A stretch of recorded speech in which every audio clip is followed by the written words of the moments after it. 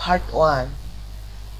Read these words: see, she, sue, shoe, sip, ship, ass, ash, rush, rush, puss, push, shit, show, washing, Swedish, shawl, shake machine, English, shop, show, special, shrunk,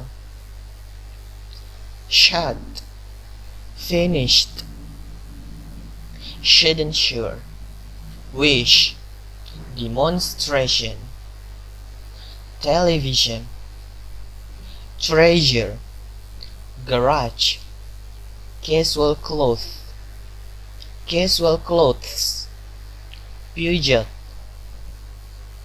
Asia, measuring tape, an unusual collision, ships, chips, ship, chip, Sari, cherry, shop, chop, cash, catch, wash, watch, children, butcher's shop, Mrs. Crutch, check, chump, chops, much, Cheshire, shoulder, which, cheaper, a delicious chicken, choose, children's lunch, orange juice, rich child,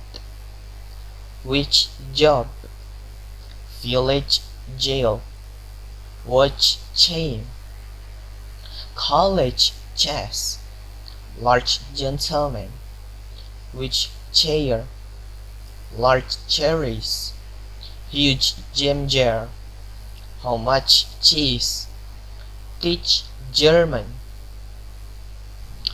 Part 2. Read this text. More US adults who do not already have children are saying they are unlikely to ever have them. A new Pew Research Center survey findings that could draw renewed attention to the risk of declining birth rates for industrialized nations. Experts are concerned that the US birth rate, which has declined for the 6th straight year, may not fuel enough population growth on its own to keep the future economy afloat and fund social programs. Women between the ages of 18 to 49 and men between 18 and 59 who said they are not parents were asked the question, thinking about the future, how likely is it that you will have children someday? In October, 26% of them said it is very likely, a 6-point drop from 2018, when 32% answered very likely. Meanwhile, the share of Americans who answered not too likely in 2021 grew to 21% compared to 16% in 2018. When asked for a reason, 56% of childless adults who said it is not at all or not too likely they will ever have children said it's because they just don't want them. That's a change from in 2018 when 63% of childless adults in these categories said it was because they had no desire for children. This time around, 43% cited other reasons including medical issues, economic or financial reasons, and lack of partner. Help out of the quicksand. How the child how the child care crisis is keeping moms out of work. When the pandemic led to a lack of child care, single mothers like Denise Tyre were left in the lurch, unable to work. Coupled with the recent release of federal demographic data, this poll points to a long-term evolution in parenthood trends in the United States.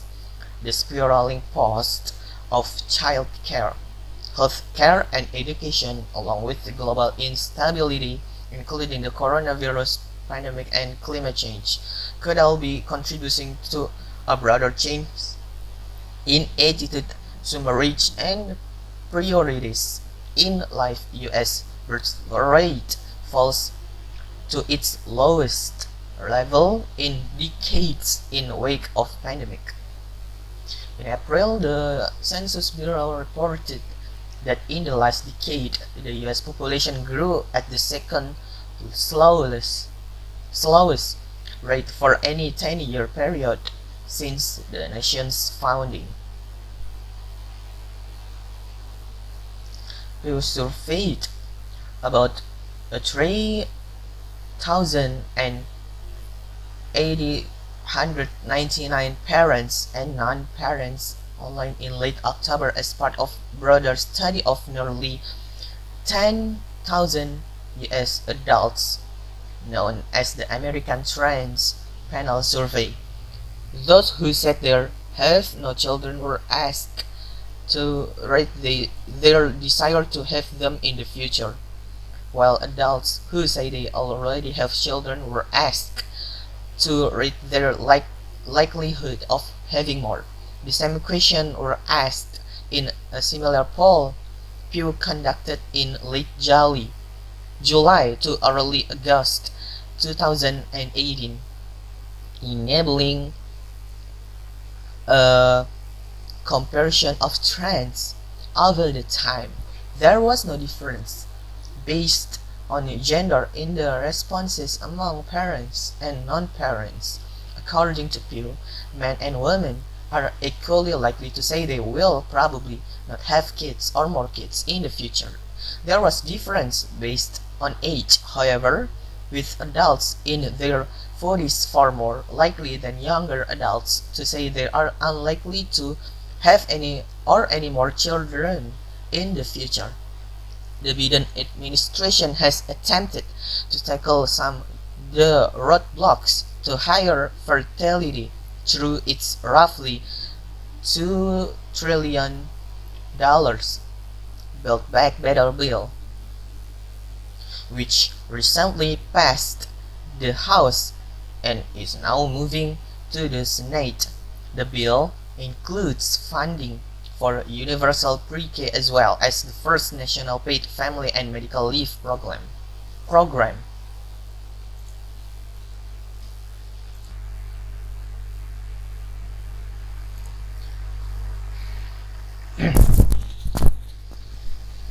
Part 3. Read this story. She was walking lazily, for the fierce April sun was directly overhead.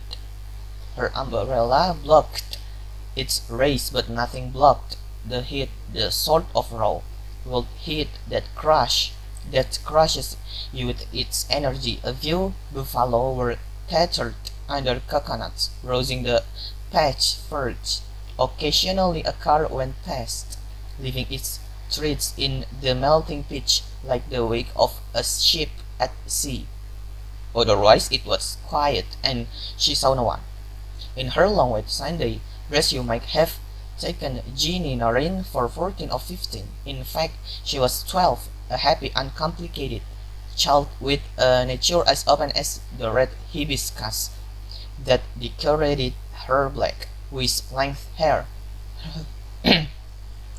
Generations earlier, her family had come to Trinidad from India as overseers on the sugar plantations. Her father had had some success through buying and clearing land around Rio Cristalino and planting it with coffee. On the dusty verge, 20 yards ahead of Jeannie, a car pulled up. She had noticed it, cruised by once before. She did not recognize it and could not make out the driver through its dark windows, themselves as black as its gleaming paintwork.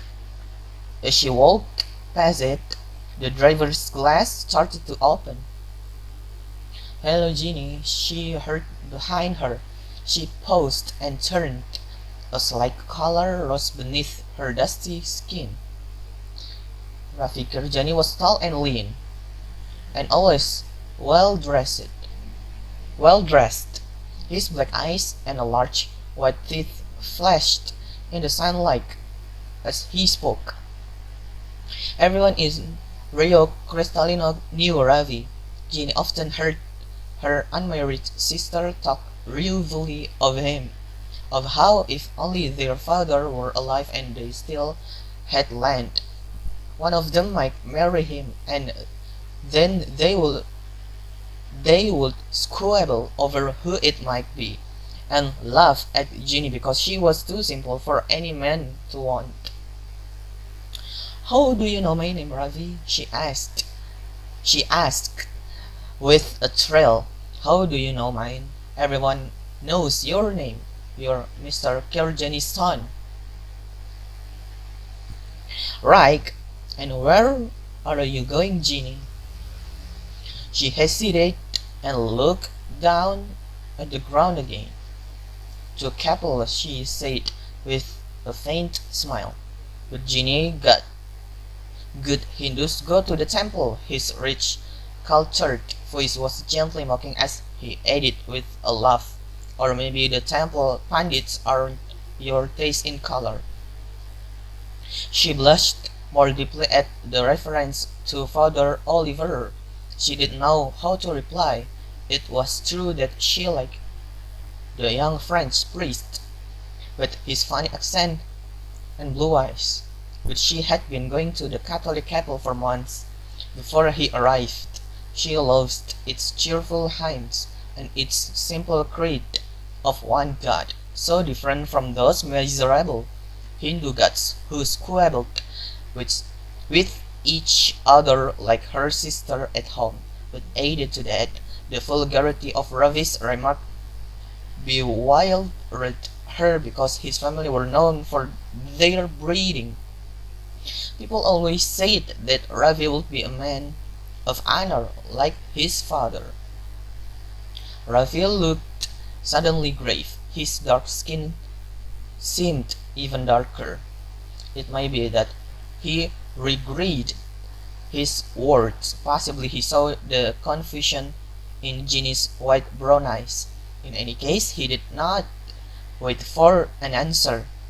"Can I offer you a lift to Capel in my 21st birthday present?" he asked, putting his sunglasses back on. She noticed how thick their frames were. Real gold, she thought, like the big fat watch on his wrist. It's a Mercedes from Papa. Do you like it?" he added nonchalantly. From the shade of her umbrella, Jeannie peered up at a small lone cloud that hung motionless above them. The sun was beating down mercilessly, and there was an urge in the air and an overpowering sense of growth. With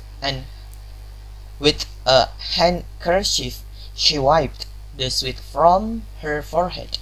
Ravi gave a tug at his collar.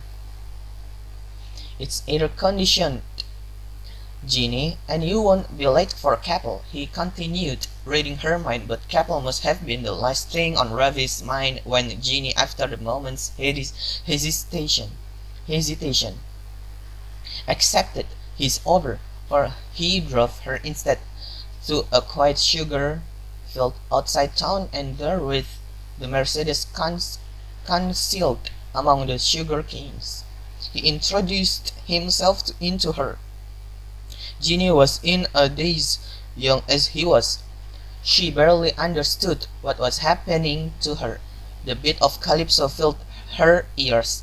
The sugar canes towered over her as the cold draft from the air conditioner played against her knees. Afterwards, clutching the rage flower that had been torn from her hair, she lay among the tall, sweet-smelling canes and sobbed until the brief tropical twilight turned to starry night.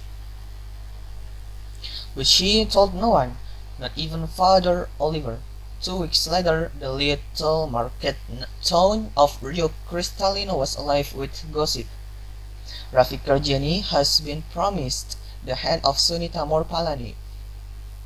Like the Kirjani, right? The Kirjanis, the Morpalanis were an established Indian family, no one of the wealthiest in the Caribbean. But while the Kirjani were diplomats, the Morpalanis were a commercial family. They had made their fortune in retailing long before the collapse in oil prices had emptied their customers' pockets, and now Morpalani stores were scattered throughout Trinidad and some of the other islands. Prudently, they had diversified into banking and insurance, and as a result, their influence was felt at the highest level.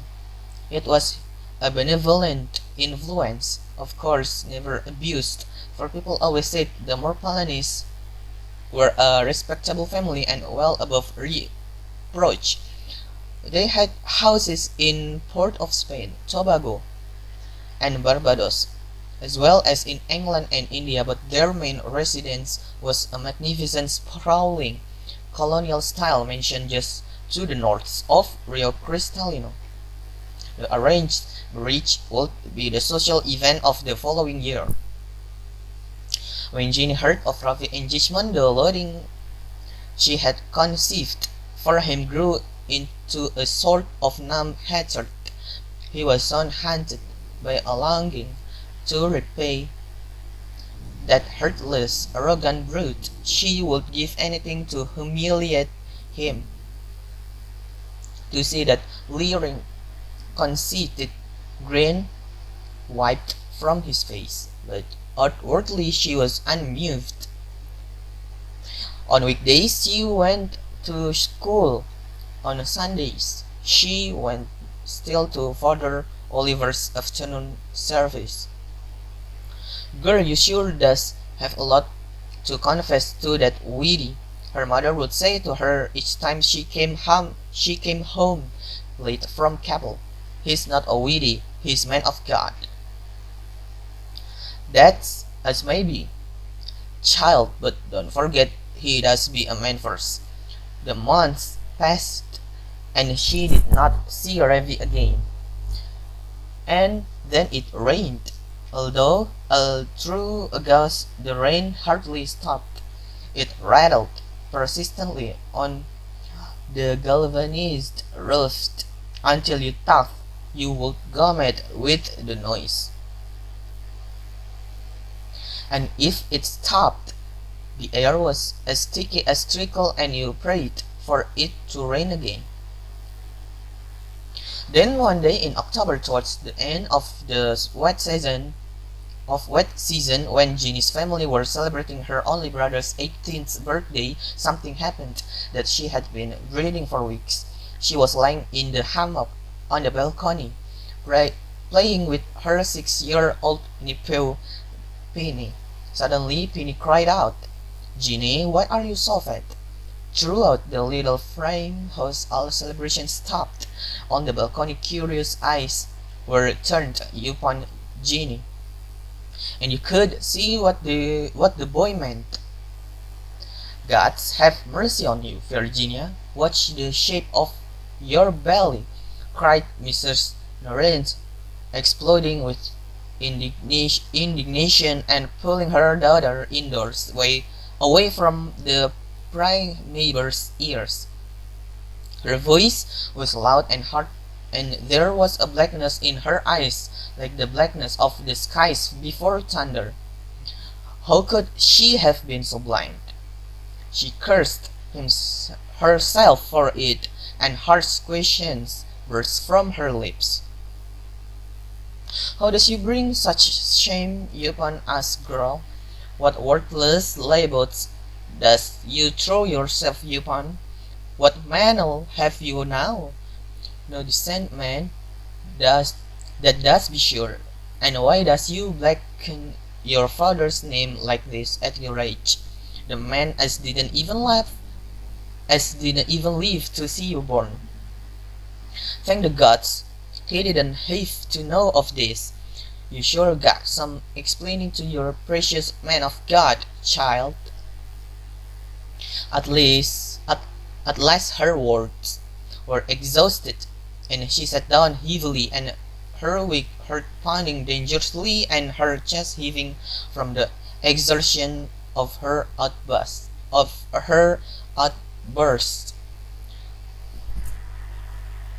Then Jeannie told her mother of the afternoon that Ravi Kirjani had raped her. There was a long silence after that, and all you could hear was Mrs. Noreen wheezing. When at least he spoke, her words were heavy and disjointed. If anybody have to get the ammunition that Kirjani Boyle, get it. She said. Jeannie's sisters were awestruck. Shall we take her over to the health center, ma? Asked Indra. The midwife comes today. Is you crazy girl? All you does know how that woman does run she mouth like a duck's bottom. You all leave this to me. That night Mrs. Noreen took her young daughter to see Dr. Khan, an old friend of her husband whose discretion she could count on. There was no doubt about it. The child was pregnant. And what can us do, Dr. Khan? Asked Mrs. Noreen. Marry her off, quick as you can. The lean old doctor replied bluntly. Mrs. Noreen scoffed. Who would take her now, doctor? I just beg you. There's nothing you can do for us.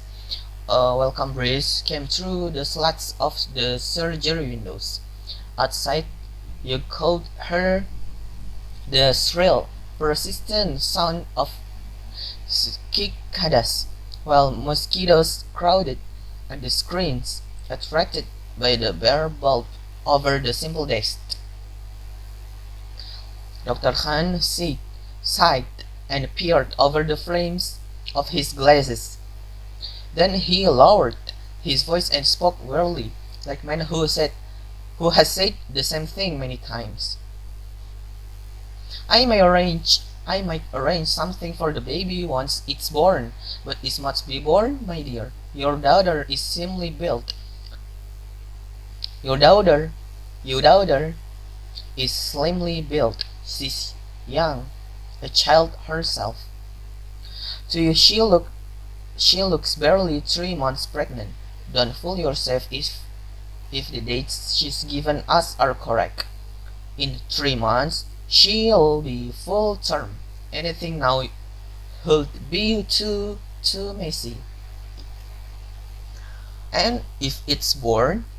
Asked Mrs. Noreen falteringly. If it's born, what does happen then? No, ma, I want it anyway. I want to keep it, said Jeannie quietly. Don't be a fool, child. It's my baby, ma. I want to have it. I want to keep it. And who's to look after you and pay for the baby? Even if that Kirjanis does agrees to pay, who does you hope to marry? I'll marry, don't worry. You'll marry? You does be a fool. Who will you marry? Kirjani ma. I's going to marry Ravi Kirjani. Dr. Khan gave a cackle. A chuckle. So your daughter is not such a fool as you think, he said. I told you to marry her off. And the Kirjani boys? Worth a try. What does she have to lose? She's too clever. So Rafi Kirjani was confronted with the pregnant genie and reminded of that Sunday afternoon in the dry season when the canes were ready for harvesting. To the surprise of the Narins, he did not argue at all. He offered at once to marry Ginny. It may be that for him it was a welcome opportunity to escape a connubial arrangement for which he had little appetite.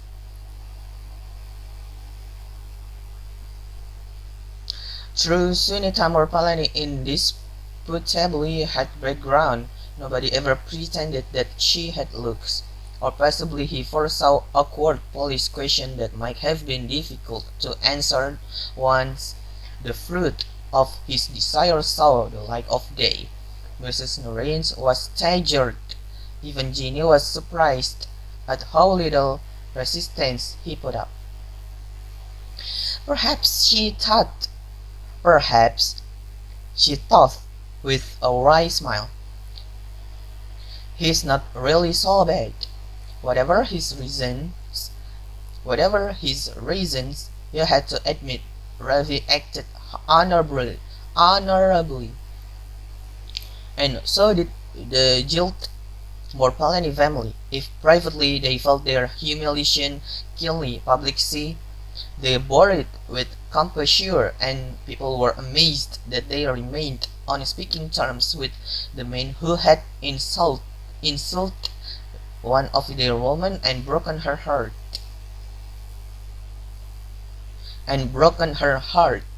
Sunita's 5 brothers even invited Ravi to spend a day with them at their seaside villa in Mayaro, and as Ravi had been a friend of the family all his life, he saw no reason to refuse. The Morpalani brothers chose Tuesday for the outing. There was a little point, they said, in going at the weekend when the working people littered the beach, and one of their Land Rovers for the 20-mile drive from Rio Cristalino. They were in high spirits and joked with Ravi while their servants stowed cold chicken and salad beneath the rear bench seats and packed in ice boxes with beer and puncheon rum.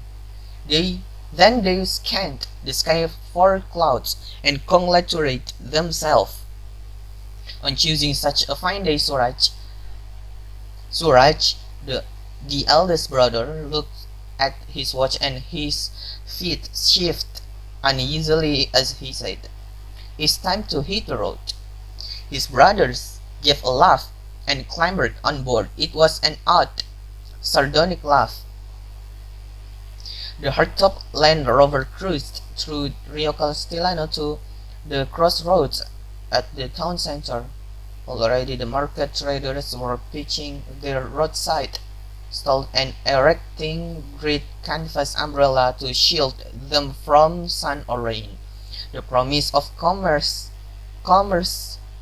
was in the air, and the traders looked about expectantly as they loaded their stalls with fresh mangoes or put the fishing pouches to displays of giant melons whose freshly pink innards glistened succulently under cellophane.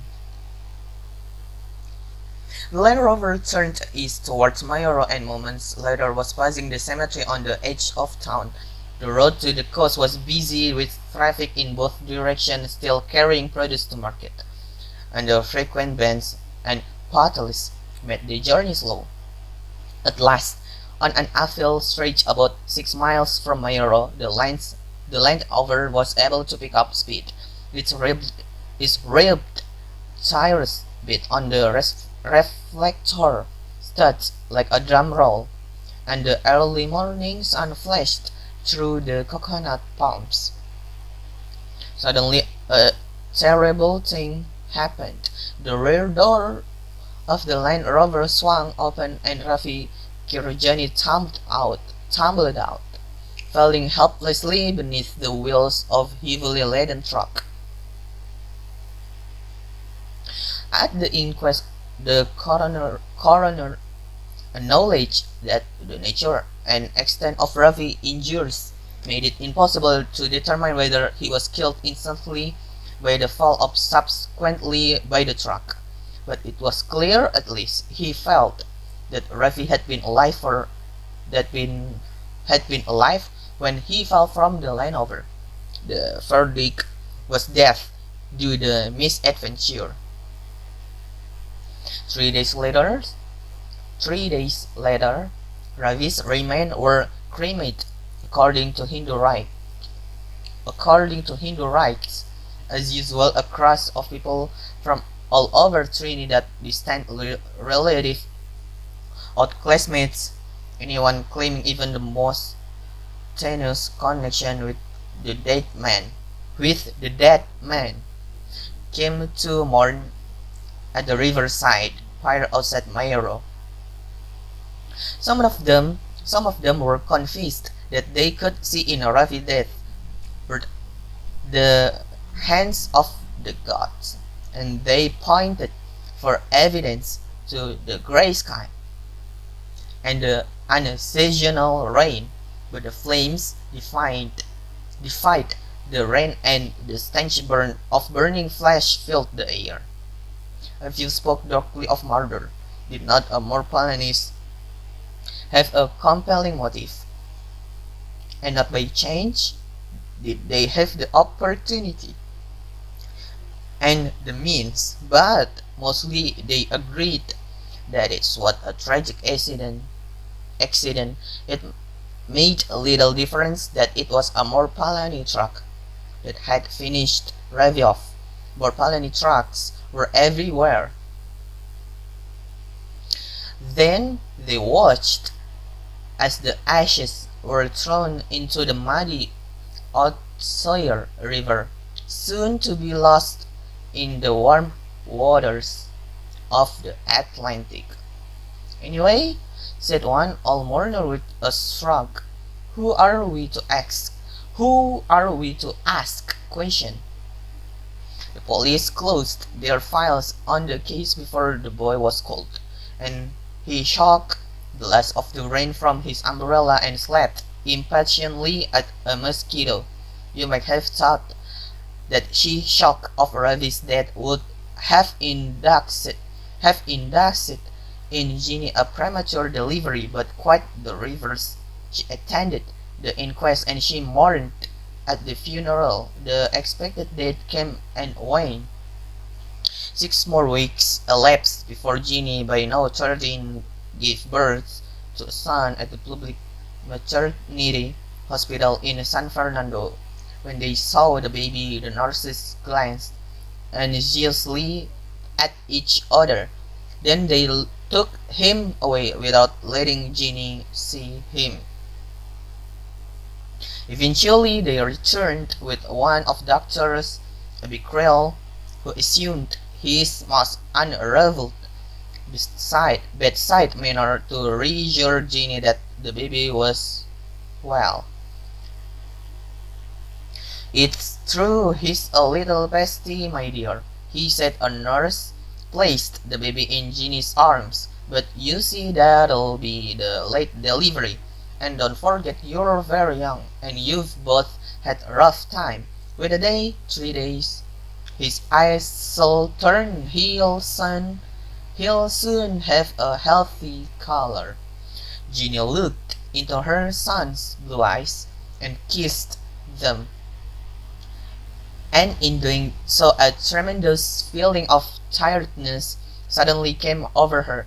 They were so very, very blue, so like Father Oliver's. She sighed at the irony of it all. The waste of it all? Was the cruel doctor really so stupid? Surely he knew as well as she did that the pallid looks could never go